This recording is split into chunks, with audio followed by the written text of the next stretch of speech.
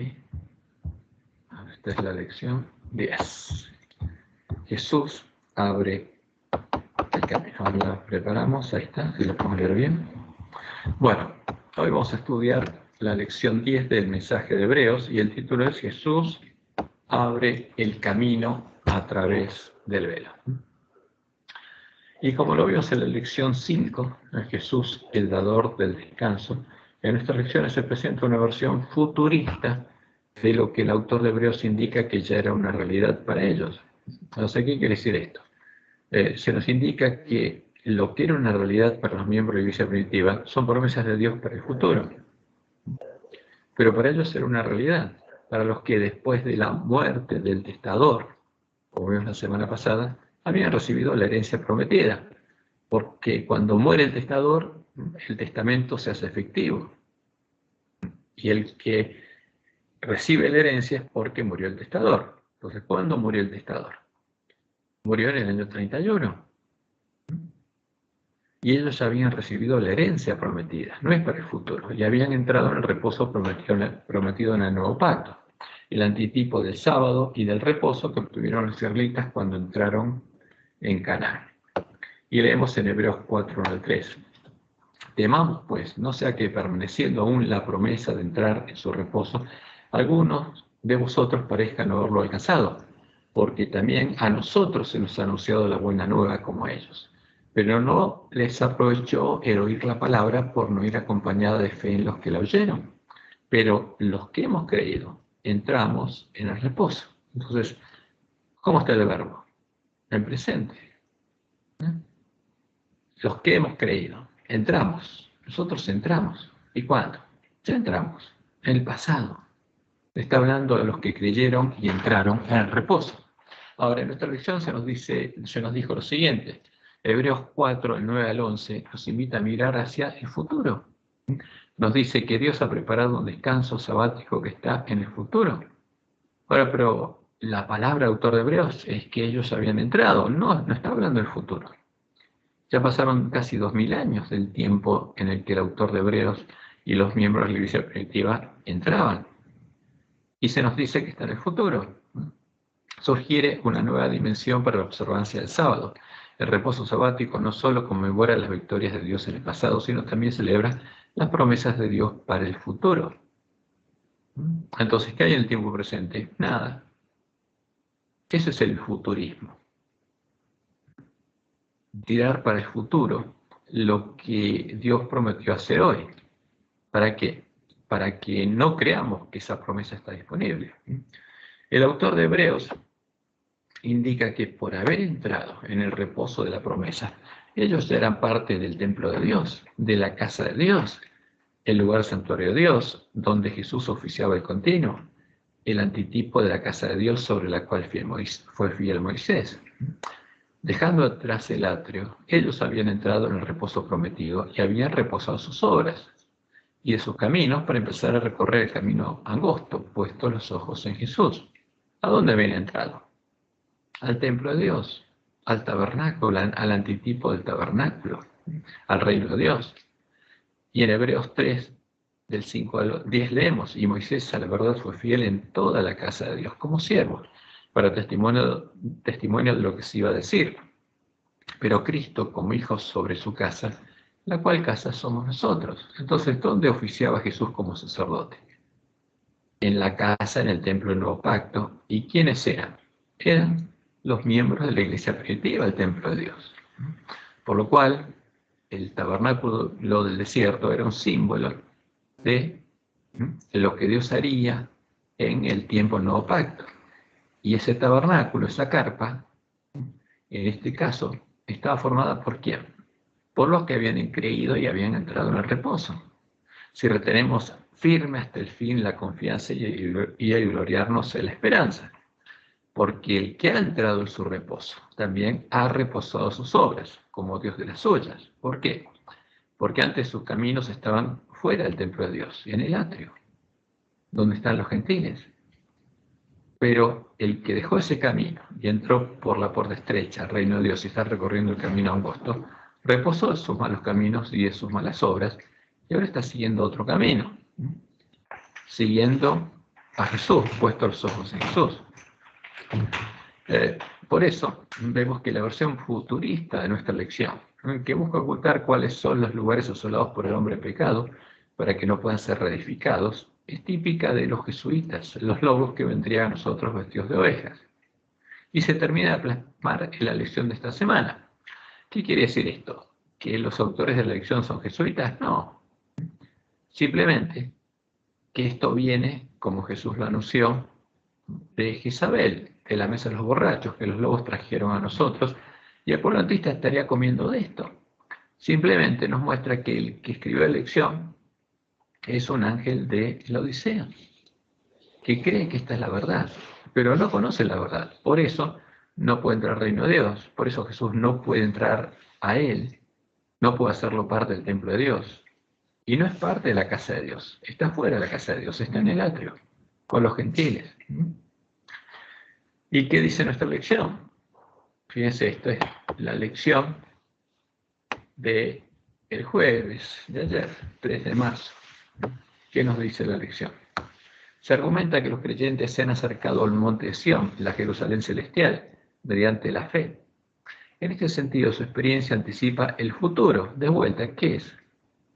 El futuro. Todo es futuro. Por lo tanto, la Jerusalén celestial pertenece al reino de las cosas que se esperan y de lo que no se ve, pero que sin embargo se nos garantiza mediante la fe. Entonces, ¿qué es lo que pasa? No es para ahora, esto es futuro. Pero vamos a ver lo que decían los miembros de la iglesia primitiva. Si bien es cierto, esto es cierto, no es el significado completo de este pasaje. También hemos llegado al monte de Sión, a la misma presencia de Dios, a través de nuestro representante Jesús. O sea, nosotros no podemos ir, pero Jesús fue. Y nosotros nos quedamos acá, dice. Sin embargo, el propósito de Dios se cumplirá a futuro. Ahora, Jesús, lo que estaba haciendo era oficiando en la casa de Dios, que eran los miembros de la iglesia primitiva, no estaba en otro lado. Ellos eran la casa de Dios y eran el cuerpo de Cristo.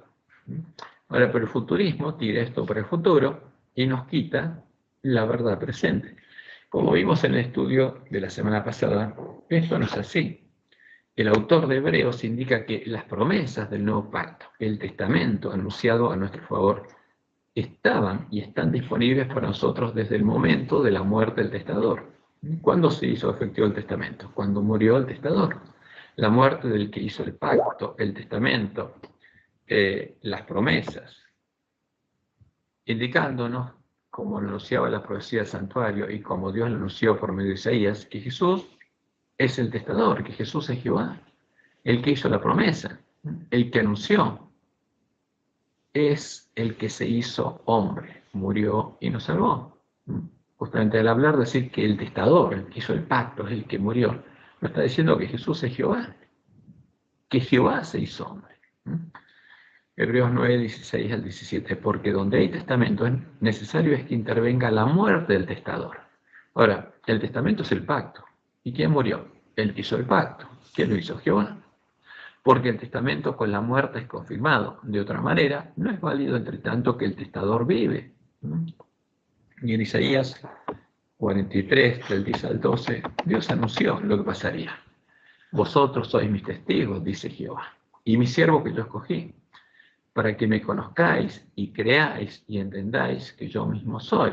O sea, estas palabras Dios las dejó para que entendamos quién es Él, quién es el testador. Antes de mí no fue formado Dios, ni lo será después de mí. Yo Jehová, y fuera de mí no hay quien salve. ¿Quién es el que anunció? Jehová. ¿Quién salvó? Jehová. ¿Había otra persona aparte de Jehová que pudiera salvar? No. Dice, yo anuncié, yo soy el que anuncio, yo hice el pacto, yo soy el testador. Y salvé, yo soy el testador que murió. E hice oír, yo les hago oír estas palabras. Y no hubo entre vosotros Dios ajeno, vosotros pues sois mis testigos, dice Jehová, que yo soy Dios. Y por eso, en la profecía del santuario, él lo anunció también claramente, Levítico 16, del 8 al 9. Y echará suertes Aarón sobre los dos machos cabríos, una suerte por Jehová. Uno representa a Jehová, el antitipo de ese macho cabrío sería Jehová, y otra suerte por Azazel. Y hará traer a Aarón el macho cabrío sobre el cual cayere la suerte por Jehová, y lo ofrecerá en expiación. Entonces, ¿quién moriría? El testador, Jehová. Y por eso, en Apocalipsis 12, vemos que cuando Jesús triunfó, cuando murió y resucitó, entonces ese testamento estuvo disponible. Por eso se nos dice claramente, entonces oí una gran voz en el cielo que decía, ahora, no en el futuro, ahora ha venido la salvación, el poder y el reino de nuestro Dios y la autoridad de su Cristo. ¿Cuándo? Ahí, ya vino. Esto es Pentecostés del año 31, porque ha sido lanzado fuera el acusador de nuestros hermanos, el que los acusaba delante de nuestro Dios día y noche. Y ellos le han vencido. Ahora, los que recibieron la promesa también vencieron. Los que eran esclavos del pecado y estaban esclavos en el reino del pecado y la muerte. Ahora habían salido de ese reino, habían entrado al reino de Dios y habían podido vencer. Y ellos le han vencido también por medio de la sangre del Cordero y de la palabra del testimonio de ellos, y menospreciaron sus vidas hasta la muerte. Siguieron al Cordero hasta la muerte. Y por eso el dragón los persiguió, y cuando vio al dragón, sí, Gerardo.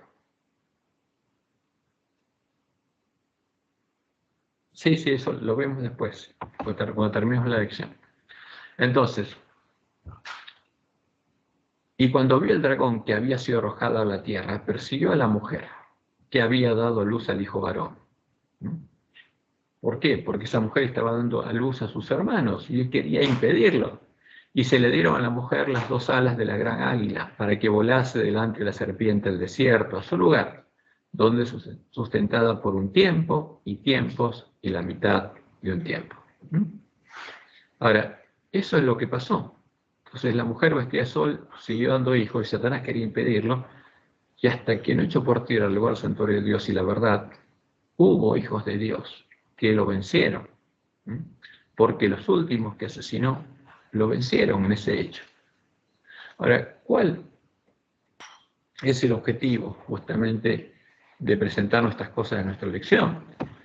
Ocultar de nuestra vista la realidad de las promesas del nuevo pacto, que hay una puerta abierta por la que Jesús nos llama a entrar, para evitar que los lugares asolados, el lugar santuario de Dios, el nuevo pacto, sean encontrados y reedificados, para que no conozcamos cuáles son los lugares que hay que reedificar, para que no haya 144.000 adventistas que, como Dios le mostró en Juan en su primera visión, después de entrar por la puerta estrecha al lugar santuario de Dios y recorrer el camino angosto que lleva a la vida, lleguen a la ciudad de Dios, a la Nueva Jerusalén, entren por las puertas de la ciudad de Dios, sean puestos como el antitipo de la mesa de los panes de la proposición de Dios a su pueblo, y sean hechos columnas del templo de Dios. O sea, porque si los lugares asolados son reedificados, va a haber una luz que Satanás no va a poder apagar, no va a poder hacer lo que hizo después de los 1260 años. Ya no va a poder echar más por tierra el lugar santuario de Dios.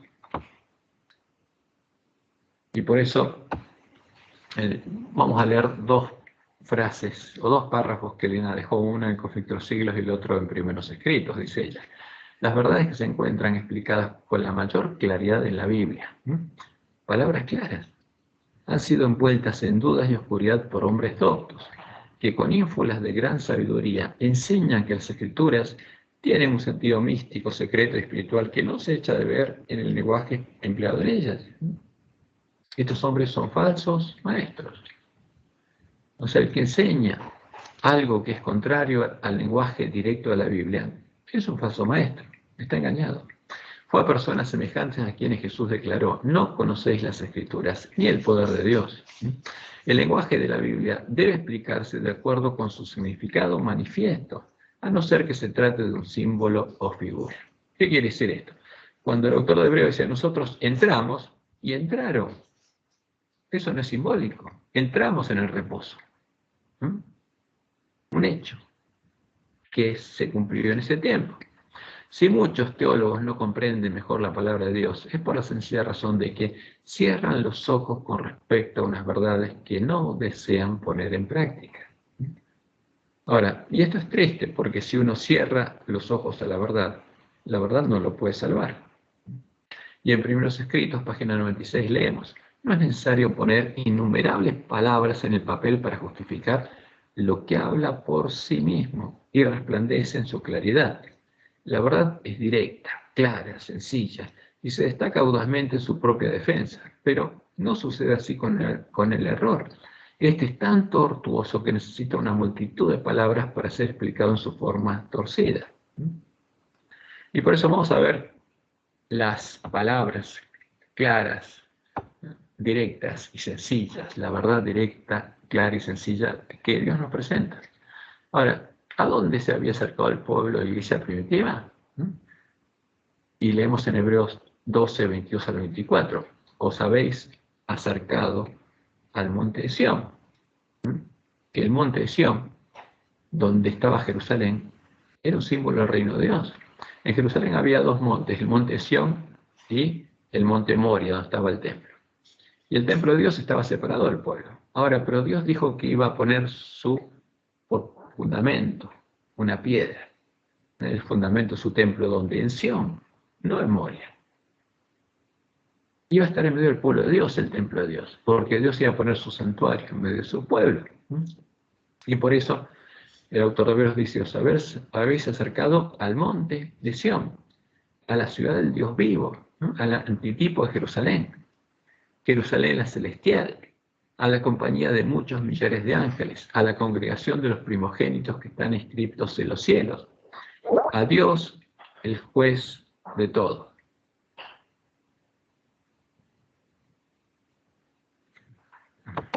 A Dios, el juez de todos, a los espíritus de los justos hechos perfectos, a Jesús, el mediador del nuevo pacto. ¿A dónde se habían acercado? A la verdadera ciudad de Dios, al antitipo de Jerusalén, al antitipo del templo, a Jesús, el mediador del nuevo pacto, y a la sangre rociada que habla mejor que la de Abel. Os habéis acercado. No está hablando de la segunda venida, está hablando de lo que había pasado con los que habían entrado en el reposo prometido por Dios. ¿A dónde llegarían los sellos del pueblo adventista antes del comienzo del tiempo de angustia? Es la promesa de Jesús cuando reedificara los lugares asolados. Al que venciere, yo lo haré columna en el templo de mi Dios. ¿Dónde va a estar?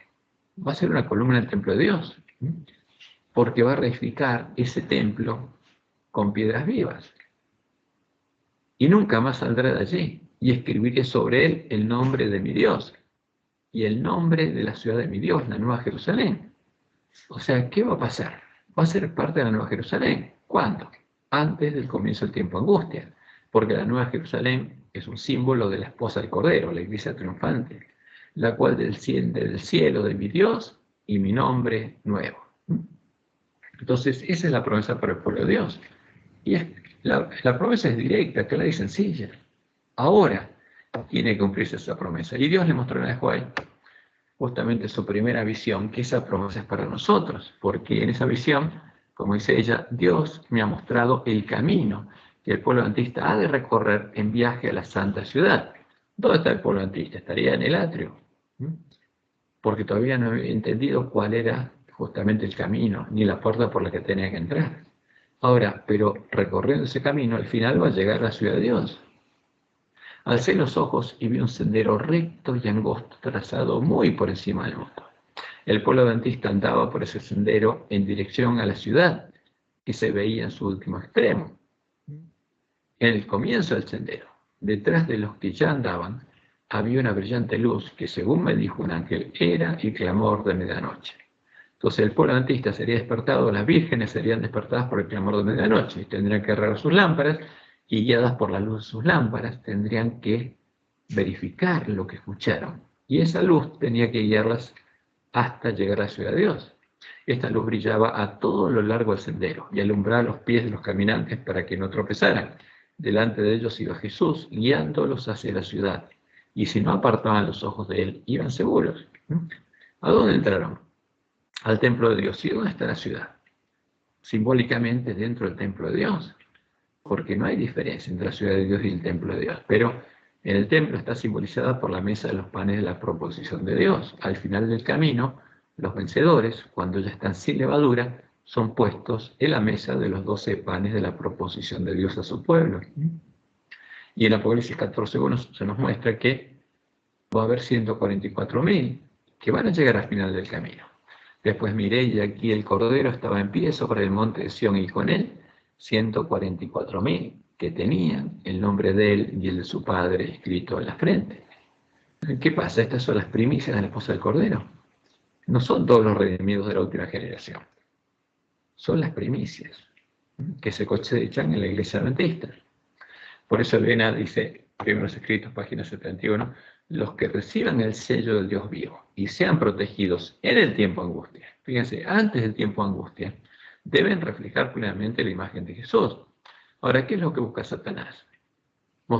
Que creamos que todas las promesas son para el futuro, para la segunda venida, y que nadie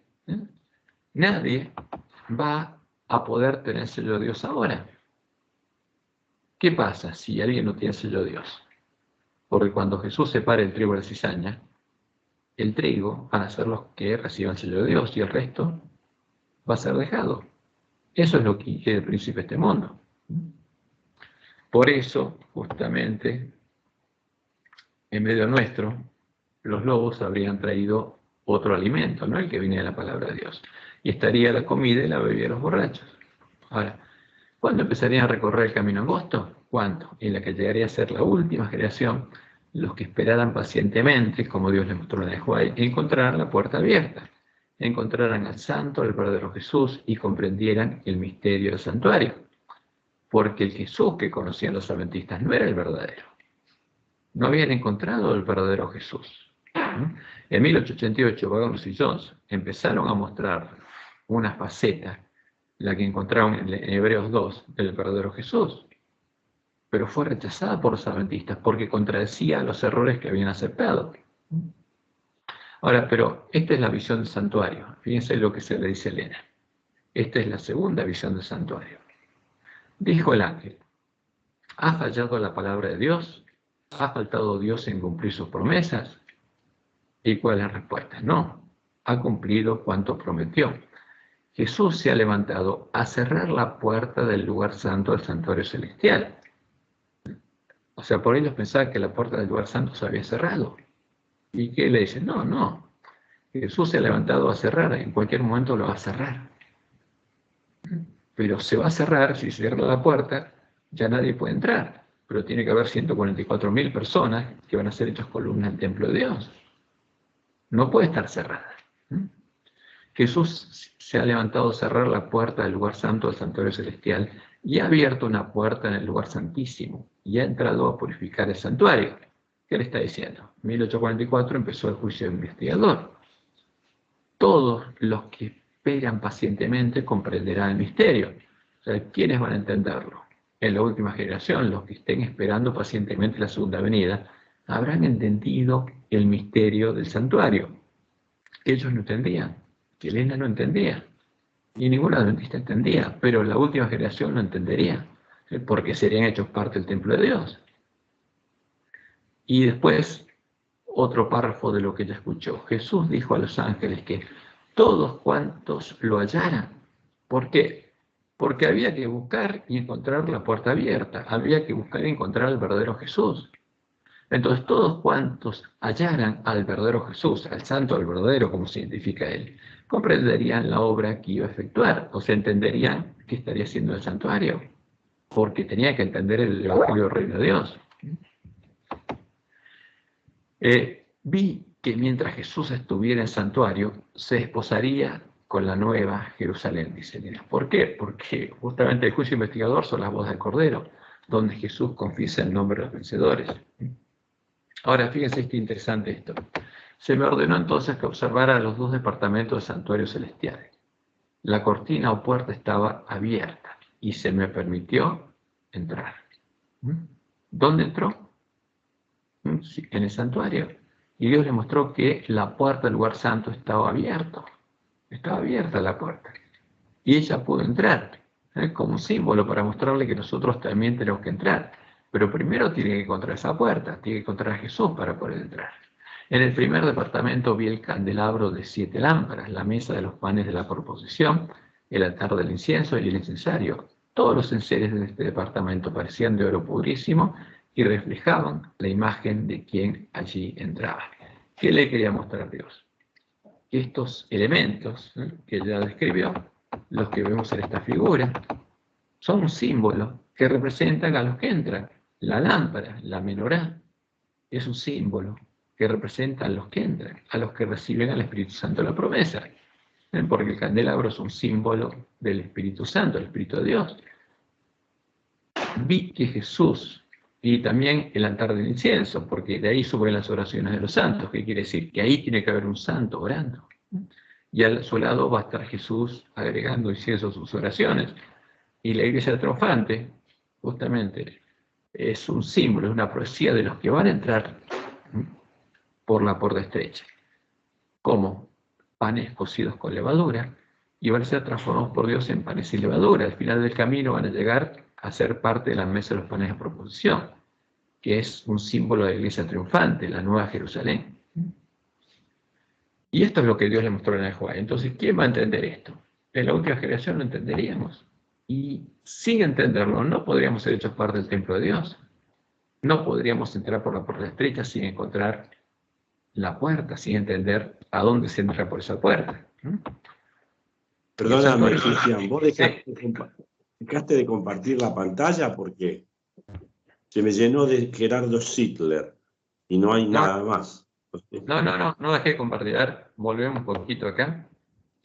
Ahora vamos a dejar de compartir. Y empezamos a compartir. Por favor, no manden mensajes mientras estudiamos la lección. Después vemos el otro tema. A ver si ahora te aparecen en la pantalla.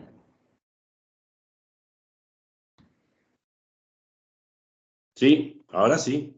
Ok, perfecto. Gracias. Bueno. Entonces, en el santuario simbólico en el que ofició Moisés están representados la puerta y el camino que se abrieron cuando el testador venció el pecado de la carne y murió, en el antitipo del altar del sacrificio. Porque todo esto es simbólico y la profecía se cumplió. Ahora, lo primero que tenía que pasar es que muriera el Cordero de Dios, que aquí fuera ofrecido el macho cabrío, que representa a Jehová, y eso se cumplió. Entonces esta profecía ya no está más en pie, se cumplió, y se abrió el camino. La fuente representa la justicia de Cristo, donde tenemos que lavarnos para poder entrar vestidos de vestiduras blancas, vestidos con la piel del Cordero, a la casa de Dios para ocupar el lugar que Jesús tenía acá, y que tomó nuestro lugar acá, en el atrio, en el reino del príncipe de este mundo, para morir ahí, para que nosotros pudiéramos vivir en la casa de Dios. Y por eso solo podíamos entrar por la puerta estrecha, tomando el lugar de Jesús, el verdadero Jesús. Y por eso tendríamos que encontrarlo. Y cuando Jesús murió, porque Jesús es el testador, por el que Él murió, el que se hizo hombre es el Dios fuerte, el Padre eterno, Él es el príncipe de paz. Entonces, en este santuario simbólico, en el que ofició Moisés, están representadas la puerta y el camino que se abrieron cuando el testador venció al pecado de la carne y murió, en el antitipo del altar del sacrificio, en el atrio, símbolo del reino del príncipe de este mundo. Entonces se abrió esta puerta, la fuente estuvo disponible, ya no era la simbólica, sino la real, y la puerta estaba abierta, y el camino estaba abierto para que fuéramos a la presencia de Dios, o sea, para que Dios viniera a morar en nosotros. ¿Por qué? Porque el testador ya había muerto en nuestro lugar, en el atrio, en el reino del príncipe de este mundo, en medio de la gran ciudad que se llamaba Babilonia, Sodoma y Egipto. Y esta es la puerta por la que los pecadores podríamos entrar para salir del reino del príncipe de este mundo, donde estamos esclavizados, y entrar al reino de Dios, al templo de Dios, el tabernáculo de Dios, en la casa de Dios, y empezar a morar en la presencia de Dios. La casa, el lugar de su reposo, donde está el camino angosto que los pecadores podríamos recorrer, reposando en nuestros malos caminos, de nuestras malas obras, hasta llegar a ser vencedores y como panes sin levadura y ungidos con aceite, habiendo sido transformados en imagen de Jesús, ser puestos en la mesa de los panes de la proposición de Dios a su pueblo, símbolo de la iglesia triunfante, la esposa del Cordero, la nueva Jerusalén. Eso es lo que justamente Dios anunció en forma simbólica. Y vamos a ver los dos velos, porque hay dos velos. En el tabernáculo, en la tienda de Dios, porque Israel moraba en tiendas y Dios también murió en tiendas. Hará un tabernáculo para mí, moraré en medio de ellos, le dijo a Moisés. O sea, ellos moran en tiendas, yo también voy a morar en una tienda, en medio de ellos. En la tienda de Dios, que estaba en el santuario del desierto, había dos cortinas, dos velos, que separaban el atrio del lugar santo y el lugar santo del lugar santísimo. Y ocultaban la vista, de la vista el interior del lugar santo y el lugar santísimo. Entonces, el pecador llegaba solamente a este atrio y frente al altar ofrecía la ofrenda y después el oficio lo seguía a él durante el continuo el sacerdote, que tomaba la sangre del animalito y después de lavarse la fuente, símbolo de lo que tendría que pasar con nosotros, entraba a la casa de Dios llevando esa sangre para oficiar el continuo. Y terminaba en algunos casos asperjando la sangre en el velo, ¿no? Como forma de decir que el pecado que era quitado el pecador con la sangre de ese corderito era transportado al santuario y se lo dejaba a la presencia de Dios, porque Dios es el que lo perdonaba. Y entonces ahora Dios cargaba ese pecado en su casa y él era responsable de pagar. Eso es lo que pasaba durante el continuo. Y el día de la expiación venía el sumo sacerdote. El pueblo no podía entrar. En el día de la expiación no había nadie acá. Solo estaba el sumo sacerdote.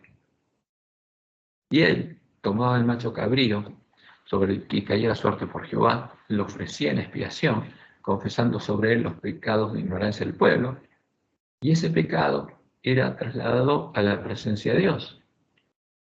Y el pueblo quedaba totalmente limpio, y todo su pecado ya había sido trasladado al santuario. ¿Y qué pasaba con los pecados que no habían sido trasladados al santuario? Y no eran perdonados por Dios, porque el que justifica, el que perdona es Dios, de forma gratuita. Pero si alguien no lleva sus pecados a la presencia de Dios, para que Él los cargue, y los sigue cargando Él, porque está previsto, está hecha la provisión para el perdón de todos los pecados, pero solo son limpiados de nosotros los pecados que Dios nos perdona, porque nosotros los confesamos y nos arrepentimos. Si no, no. Porque no hay otra ruta para el pecado. Esta es, en vez de la ruta del dinero que nosotros escuchamos por acá, esta es la ruta del pecado. O sea, de Satanás va al pecador, el pecador peca, está contaminado, y Dios lo limpia gratuitamente. Ese pecado ahora va al santuario. Y en el día de expiación, a los pecadores que confesaron todos sus pecados conscientes, Dios los limpia los pecados de ignorancia. Y ahora quedan totalmente limpios. Y todo el pecado queda ¿dónde? En el santuario, en la casa de Dios. Sí. El sumo sacerdote tomaba el cordero que era por Jehová. Lo sacrificaba en el altar, ¿verdad? Sí. Ah, está bueno, sí, porque nunca lo había escuchado eso. Pero sí, es lógico. Sí. Tenía que morir en el altar. Es lógico. Entonces, y después entraba con esa sangre sobre la que había confesado los pecados del pueblo. Ahora, ¿quién hizo esa obra? ¿Dónde murió el cordero? ¿Cuál fue el antitipo de eso? ¿Quién es ese macho cabrío? Jesús. Claro. ¿Quién cargó todos nuestros pecados en él? Como sumo sacerdote. Jehová. Como dice Isaías 53, Jehová cargó en él el pecado de todos nosotros. O sea, el árbol, Jehová, el Dios fuerte, el Padre Eterno, le cargó en su renuevo, en él mismo hecho hombre, después de vencer. Cuando el renuevo decidió, al final, poner su vida por amor a nosotros, porque no había otra forma, como él le oró a su Padre. Si es posible, pase de mí esta copa. No, no había. No había otra forma en que nosotros pudiéramos ser redimidos, ni que el santuario pudiera ser purificado. No había otra forma. Entonces, cuando el Cordero de Dios se decidió a poner su vida en expiación por nuestros pecados, por el gozo puesto delante de él, entonces Dios, Jehová, como nuestro sacerdote y sumo sacerdote, cargó en él el pecado de todos nosotros. Y ahí murió. Y ahí se manifestó nuestra justicia y la justicia de Dios, porque solo con esa sangre el santuario puede ser purificado. Ahora, lo que hacía durante el continuo y la expiación Israel era un símbolo. porque los pecados, el pecado de Adán y el de Eva, fue perdonado por Dios y Él lo cargó. Y lo mismo pasaba durante el tiempo en el que los israelitas hacían durante el continuo pedir perdón. Pero ¿qué pasaba en el día de la expiación? Simbólicamente, también eran quitados de ellos los pecados de ignorancia. ¿Y quién los perdonaba? Dios los perdonaba. Y se iban acumulando. Pero la sangre del macho cabrío simbólico, ese no podía quitar los pecados. Simbólicamente el santuario era purificado, pero los pecados realmente quedaban en Dios porque no había pagado. Hasta que no trajo su cordero, no tenía con qué pagar el pecado de Adán, de Eva, los de Abel, que confesó, todos los de los hijos de Dios estaban cargados en el santuario. Y recién el santuario va a ser purificado después de que termine ser ensuciado, después de que Jesús confiese el nombre de todos los vencedores. En la última generación, empezando por los 144.000 y siguiendo por la gran multitud. Recién cuando todo el pueblo de Dios, todos los vencedores estén limpios de pecado y sin mancha delante de Dios, y el templo de Dios esté cargando todos los pecados perdonados, recién ahí, lo último que se hace en el día de la expiación es purificar el santuario con la sangre del cordero, porque esa es la justicia de Dios, que Dios manifestó en la cruz. Ahora, esa sangre es la justicia de Dios, y con esa sangre Dios va a ser declarado justo. Por eso, esto tendríamos que entenderlo, porque ese es el camino que tenemos que recorrer. Ahora, si nosotros no estamos dentro del templo de Dios, y al final del tiempo de nuestra prueba no somos puestos en la mesa de los panes de proposición, y no vamos a ser juzgados, porque Jesús no va a confesar nuestros nombres, y nuestros nombres van a pasar para el juicio del milenio, y van a ser investigados con todos los nombres de los impíos a los que Jesús borró el libro de la vida y no confesó en las bodas. Por eso es importante que entendamos el Evangelio y conozcamos la verdad y entendamos el camino al santuario.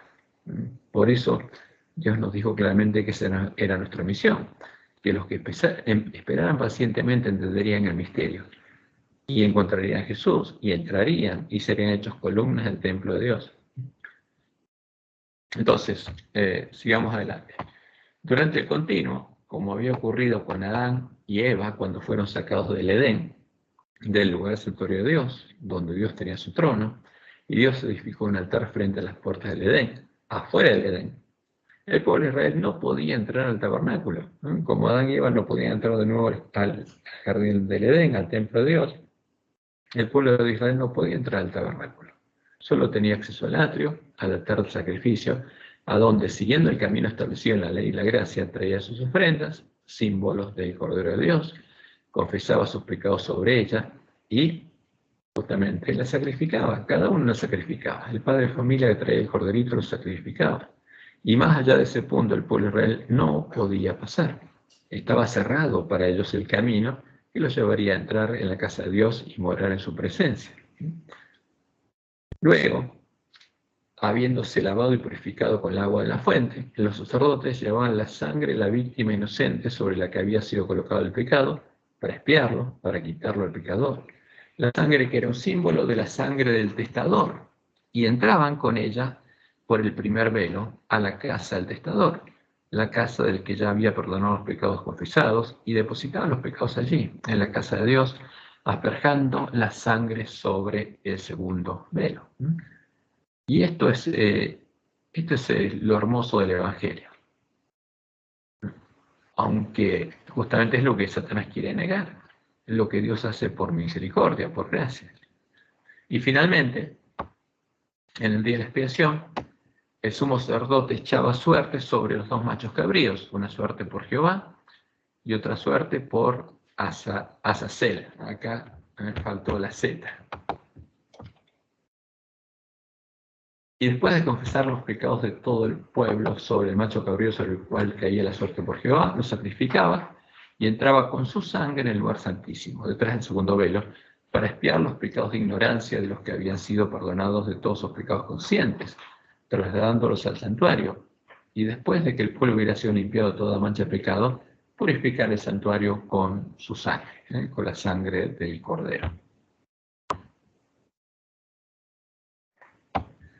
Y por eso cuando Dios cargó todos nuestros pecados en su Cordero, y Él murió en el antitipo del atrio, en medio de la gran ciudad del dragón, que se llama Babilonia, Sodoma de Egipto, se cumplió la profecía de todas las ofrendas que se ofrecían en el atrio, sobre el altar de sacrificio, y dejaron de estar en pie. Porque cuando la profecía se cumple, ya no es una profecía, se cumplió. Y dejaron de estar en pie el sacerdocio levítico, los sacrificios simbólicos y las ceremonias que se hacían con la sangre de los animales simbólicos. Y pasó eso, ya no estábamos en pie. Y ahora había un camino abierto. Entonces, todas las cosas simbólicas del santuario, las figuras y sombras de las cosas celestiales, fueron reemplazadas por las cosas celestiales mismas, como dice el autor de Hebreos, y se manifestó el camino al lugar santísimo. Quedó abierto el camino por el que los hombres podríamos entrar al lugar santísimo, para morar en la presencia de Dios. Y comenzó el sacerdocio de Jesús. Y esto para muchos adventistas es un misterio. Vamos a leer Hebreos 9, del 6 al 10. Y así dispuestas las cosas, de la primera parte del tabernáculo entran los sacerdotes continuamente para cumplir los oficios de culto. Pero en la segunda parte, solo el sumo sacerdote una vez al año, no sin sangre, la cual ofrece por sí mismo, porque es un pecador. Y tenía que ofrecer esa sangre por sí mismo y por los pecados de ignorancia del pueblo, dando el Espíritu Santo a entender con esto que aún no se había manifestado el camino al lugar santísimo. O sea, mientras había sacrificios de animalitos simbólicos, el camino al lugar santísimo estaba cerrado. ¿Por qué el lugar santísimo? ¿Dónde está Dios? A la presencia de Dios. Nadie podía entrar a la presencia de Dios. Entre tanto que la primera parte del tabernáculo estuviese en pie. A ver, ¿cuál es la primera parte del tabernáculo? El lugar santo. Porque el tabernáculo es la carpa. ¿Qué quiere decir esto? Que todo lo que hacían los sacerdotes con la sangre de los animalitos durante el continuo ya no estuvo más en pie, porque los sacrificios dejaron de hacerse, tenían que dejar de hacerse, y el sacerdocio levítico ya no tenía sentido. Y no habría más sacerdocio. Y por eso Jesús se retiró del templo de Jerusalén. El velo se rasgó de arriba abajo y Jehová se retiró del templo de Jerusalén, porque había terminado el tiempo en el que estas ofrendas tenían que ofrecerse, porque había venido la verdadera ofrenda. La realidad había reemplazado a lo simbólico. Lo cual es un símbolo para el tiempo presente, es el autor de Hebreos. ¿Por qué? Porque el autor de Hebreos está escribiendo en el tiempo en que en Jerusalén se seguían haciendo sacrificios, porque había pasado el tiempo. Jehová se había retirado del santuario y los judíos seguían haciendo sacrificios, los que no habían querido entrar al reino de Dios, según el cual se presentan ofrendas y sacrificios que no pueden hacer perfectos en cuanto a la conciencia al que practique ese culto, ya que consiste solo de comidas y bebidas, de diversas abluciones y ordenanzas acerca de la carne, impuestas hasta el tiempo de reformar las cosas. Es algo transitorio, hasta que la profecía se cumple. Entonces, ese camino se abrió. Había un nuevo camino por el cual los hombres ahora podían llegar a la presencia de Dios, hasta el trono de la gracia.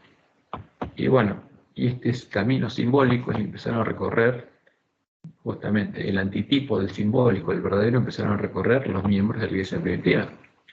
Y la pregunta es, para los adventistas, séptimo día, ¿los miembros de la iglesia primitiva entraban en el lugar santo o en el lugar santísimo? ¿Dónde entraban? Y por eso tenemos que entender bien de qué se trata. Ahora, porque el lugar santísimo es el lugar donde habitaba la presencia de Dios en el tabernáculo del desierto, donde tenía su trono, donde Dios tenía su trono, y es un símbolo de dos cosas. Primero, es un símbolo del lugar donde se encuentra la presencia de Dios en el cielo, en lo que nosotros llamamos el cielo, o sea, no en el espacio de nuestra creación, no en esta tierra ni en los cielos conocemos, sino en los cielos de los cielos.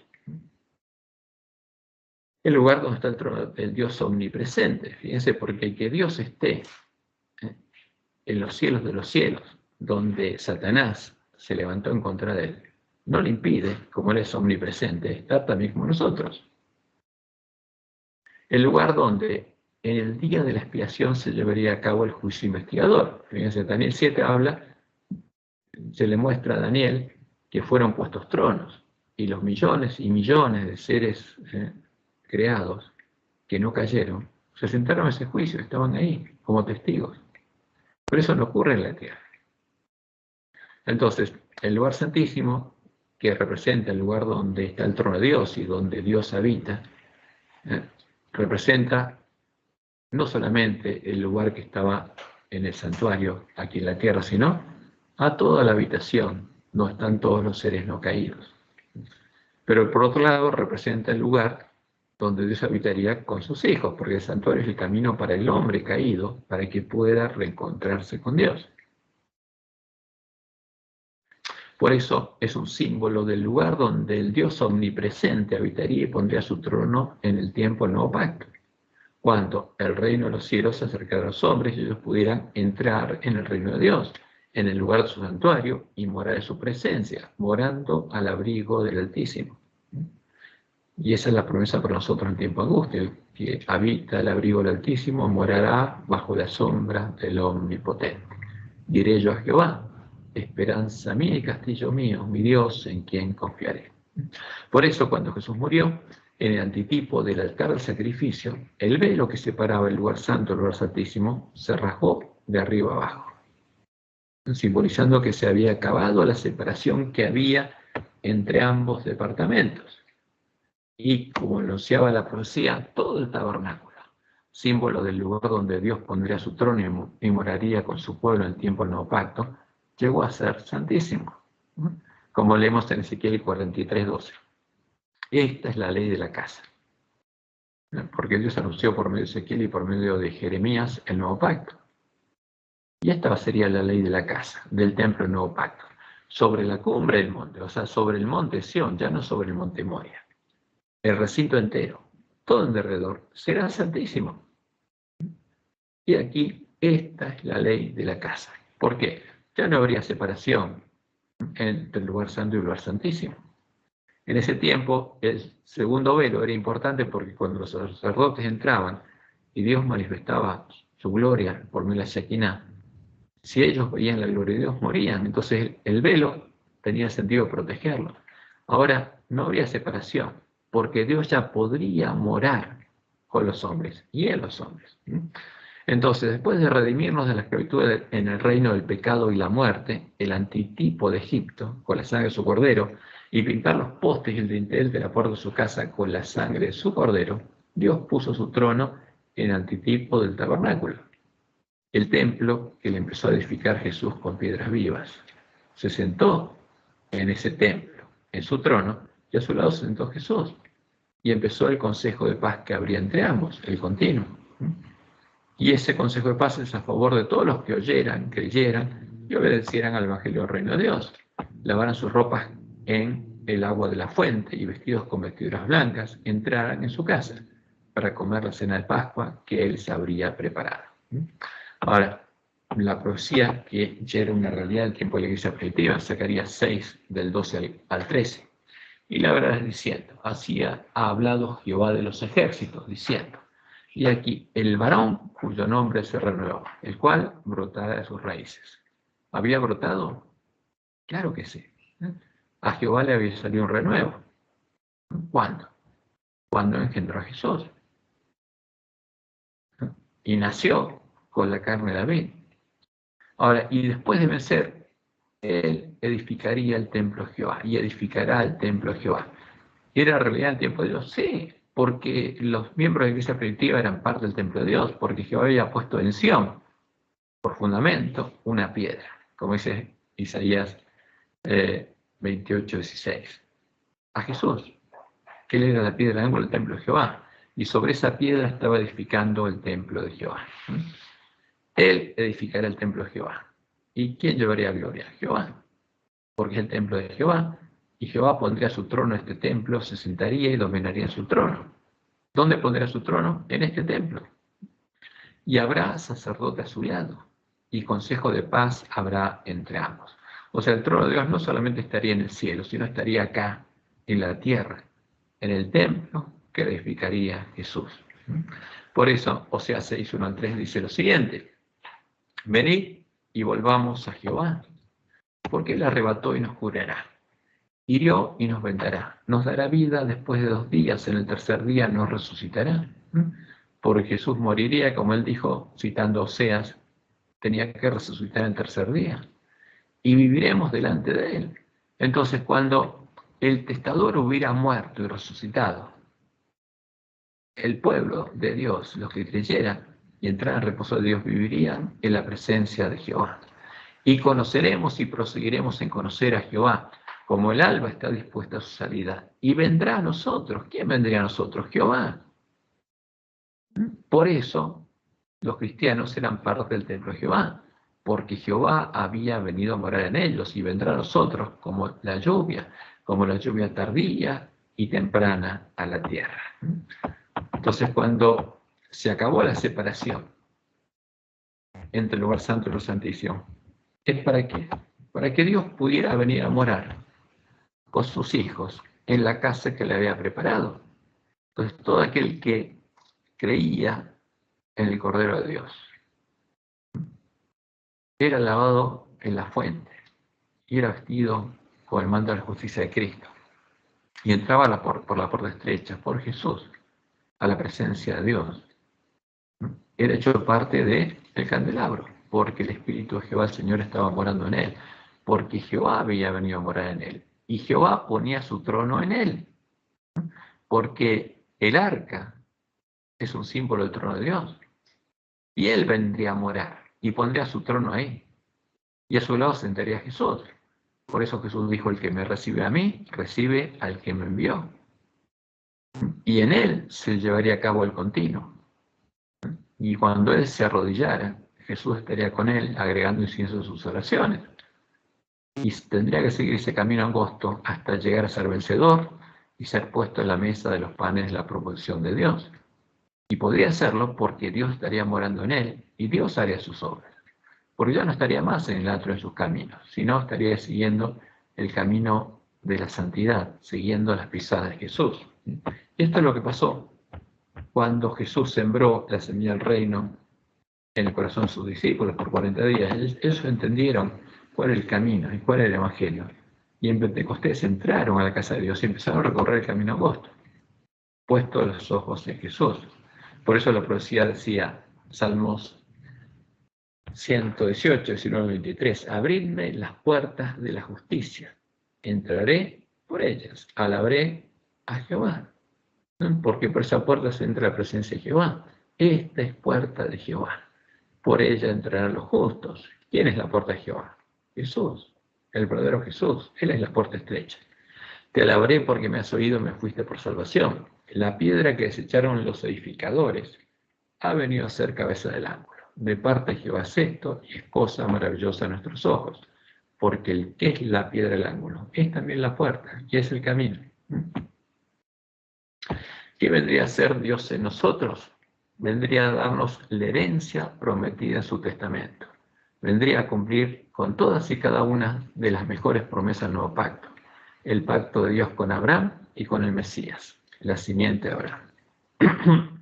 Primero, justamente nos tendría que redimir, ¿no? Tendría que pagar por precio, el precio de nuestra redención, y nos libraría del reino de la potestad de las tinieblas, y nos trasladaría a su reino, el reino de su amado Hijo, y nos haría nacer de nuevo, nos engendraría de nuevo como sus hijos y hermanos de Jesús, para que su cordero viera el linaje, viera el fruto de la aflicción de su alma, viera a sus hermanos, a los nuevos hijos de Dios, y quedara satisfecho.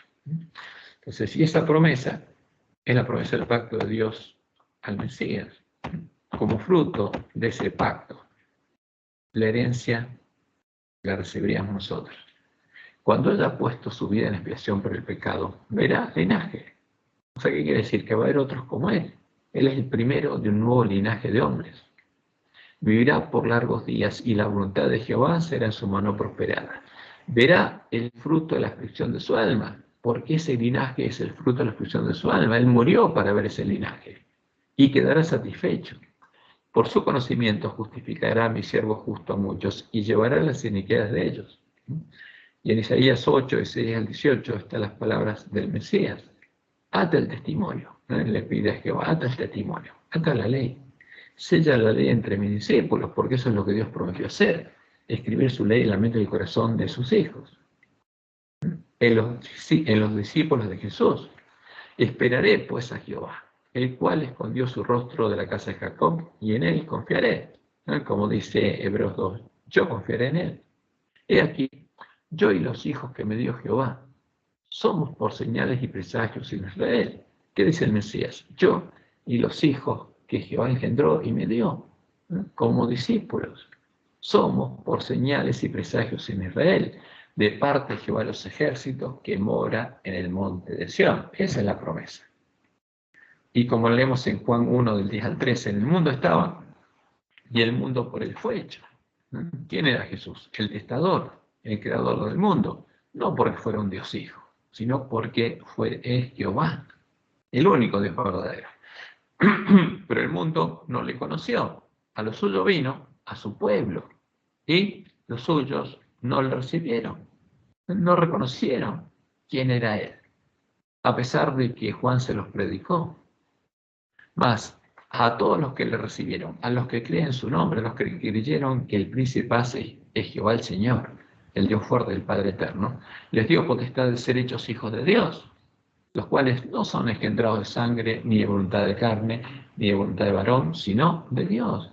Les dio la potestad de ser hermanos de Él, ser parte del linaje de Él, hijos de Dios, engendrados por Dios como Él, que tiene escrita la ley de Dios en la mente y el corazón.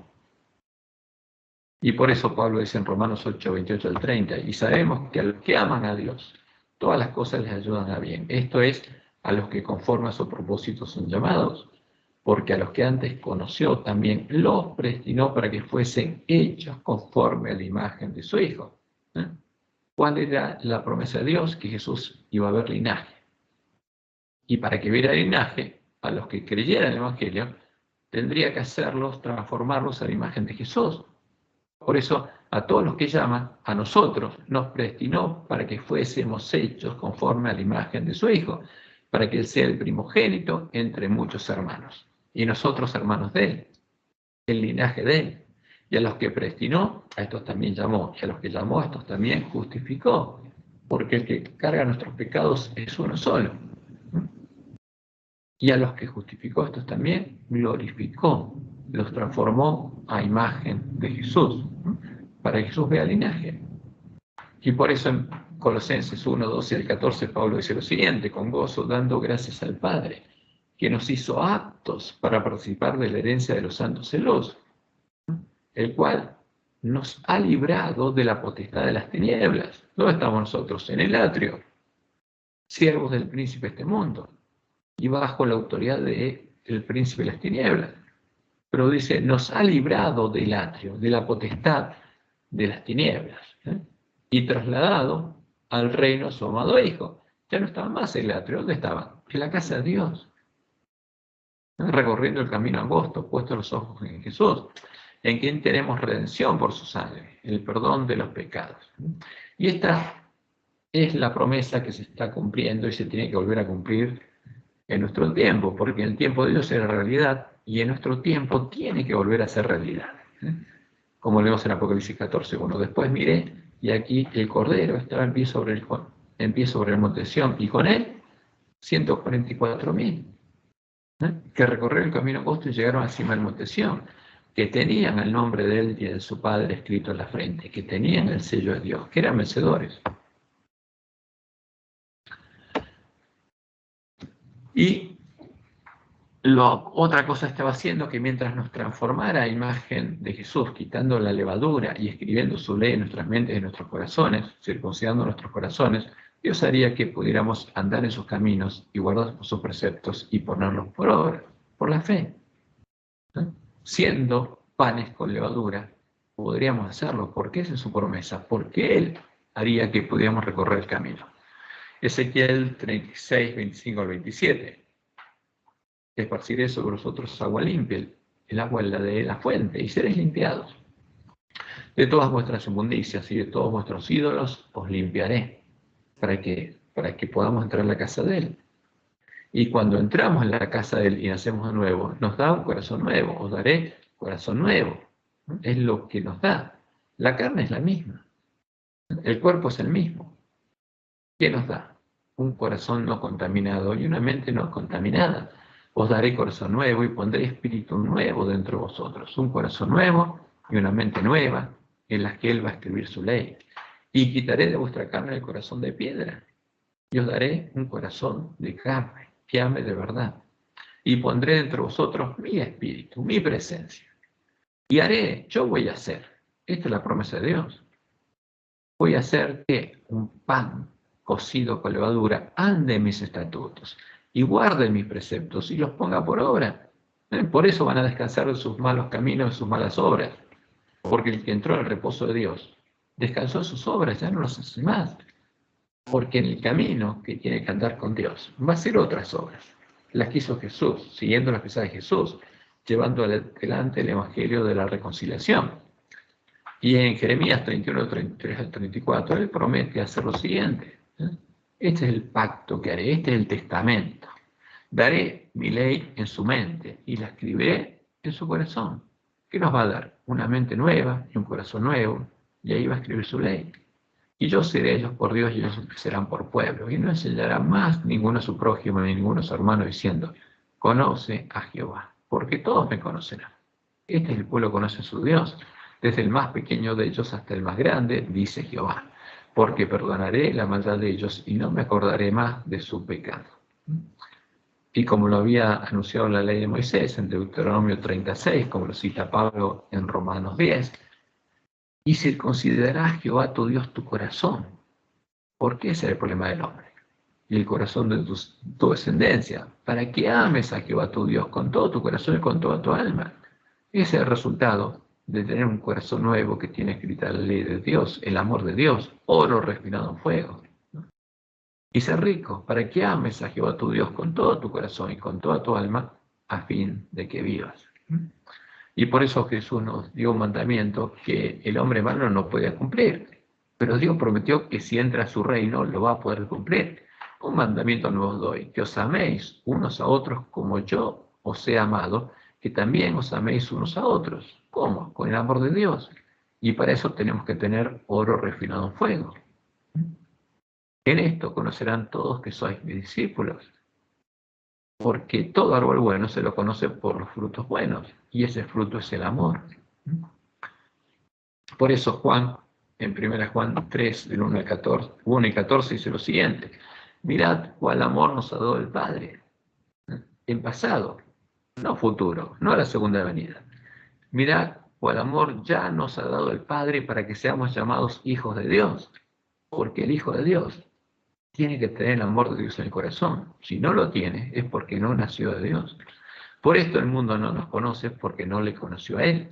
Nosotros sabemos que hemos pasado de muerte a vida, en que amamos a los hermanos, y lo sabemos. Los cristianos eran conscientes del cambio que había en ellos, del fruto de la obra de Dios en ellos. El que no ama a su hermano permanece en muerte, todavía no nació de Dios. Y en 2 Corintios 5 y 7 Pablo dice, de modo que si alguno está en Cristo, si realmente está en Cristo, si es discípulo de Cristo, nueva criatura es.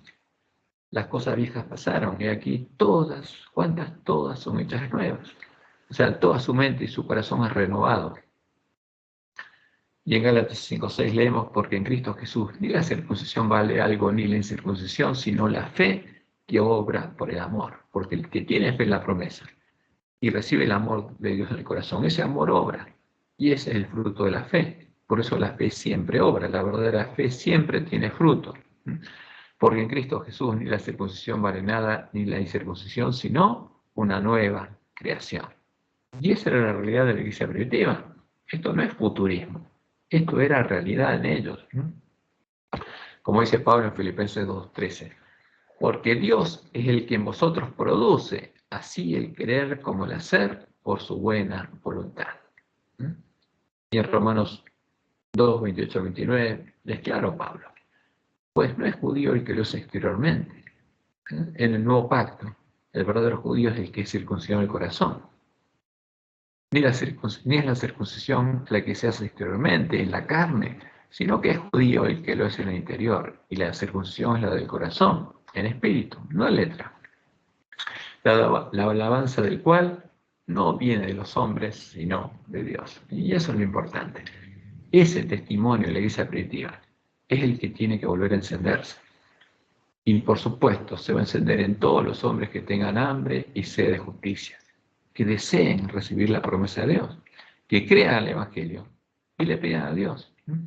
Y estas son las mejores promesas del nuevo pacto, que Dios estaba cumpliendo a los hebreos que habían entrado por el camino nuevo y vivo a través del velo. Era una realidad, no eran promesas futuras. Para ellos era una realidad. Pero como Dios les mostró por el antitexto, se perdió cuando se perdió el conocimiento de la verdad. Pero tendría que volver a revivir esa fe en medio de la iglesia adventista cuando recuperáramos el conocimiento de la verdad.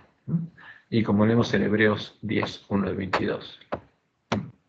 Y aquí el autor compara la ley con el nuevo pacto, porque la ley, teniendo a la sombra los bienes venideros, porque la ley tenía un reflejo, una sombra, algo simbólico, no la imagen misma de las cosas. Nunca puede, por los mismos sacrificios que se ofrecen continuamente cada año, a ser perfectos a los que se acercan, porque eran símbolos. Y por eso los pecadores iban continuamente al templo. ¿Por qué? Porque no dejaban de pecar y no podían dejar de pecar. Lo único que podían hacer es por fe aceptar las promesas de Dios y ser salvos. De otra manera cesarían de ofrecerse, pues los que tributan este culto, limpios una vez, no tendrían ya más conciencia de pecado. Ahora, ¿pero Dios podía limpiar sus mentes? No. ¿Podría darles un corazón nuevo y una mente nueva y escribir su ley en ellas? No, porque no los había redimido.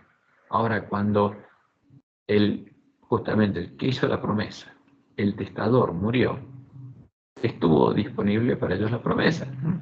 Pero estos sacrificios cada año se hace memoria de los pecados, porque la sangre de los toros y los machos cabríos no pueden quitar los pecados.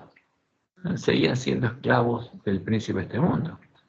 Y nos atestigua lo mismo el Espíritu Santo, porque después de haber dicho, este es el pacto que haré con ellos después de aquellos días.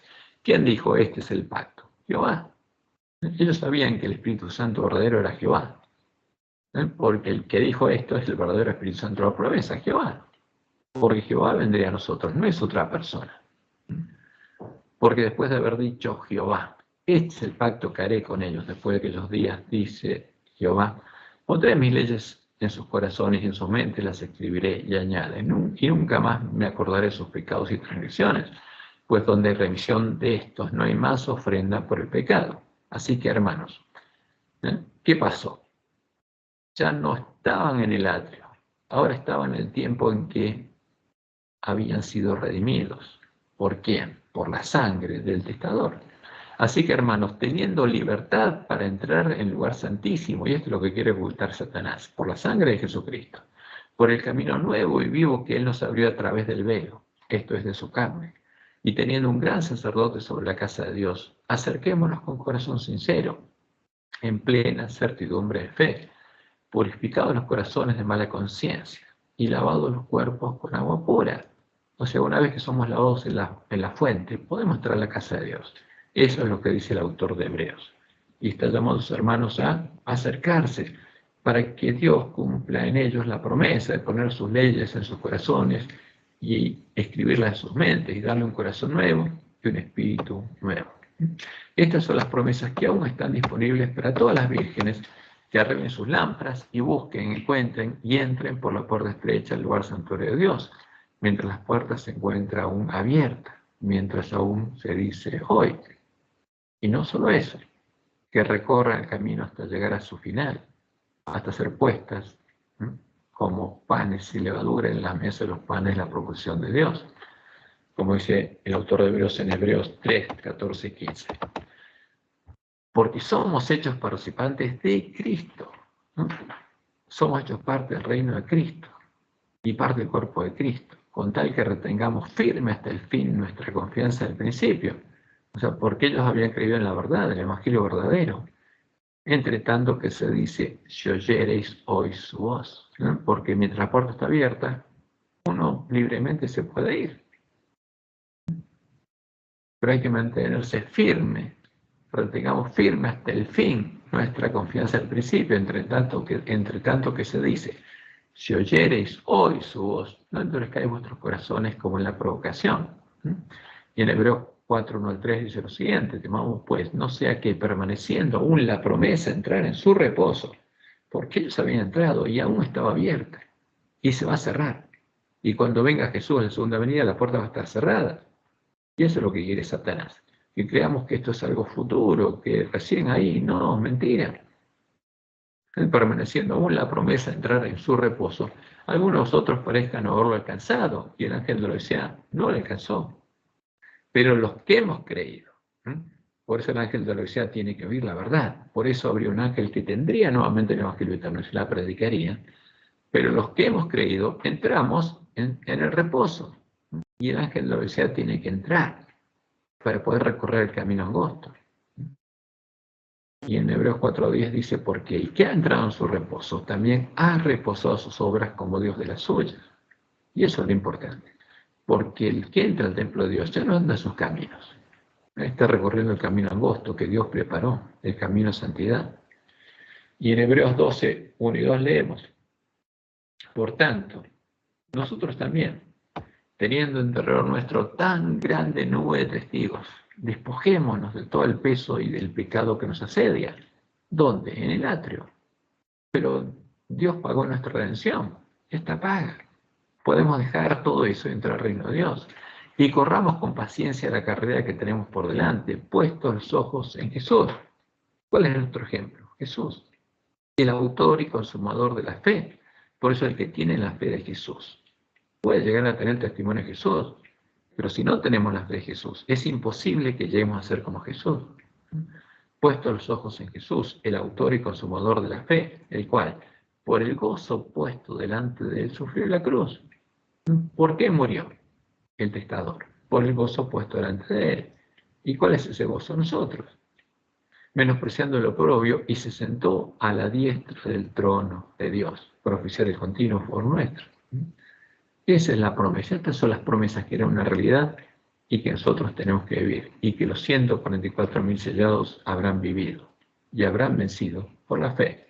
Y llegarán a tener la fe y el testimonio de Jesús. Que Jehová los bendiga y los guarde, y los guíe a toda verdad, y que tengan un hermoso sábado y puedan ser hechos parte del templo de Dios y columnas en el templo de Dios. Y parte de la esposa del Cordero, que sean puestos en la mesa de los panes a proposición de Dios. Porque ese es el gozo de Jesús, para eso murió.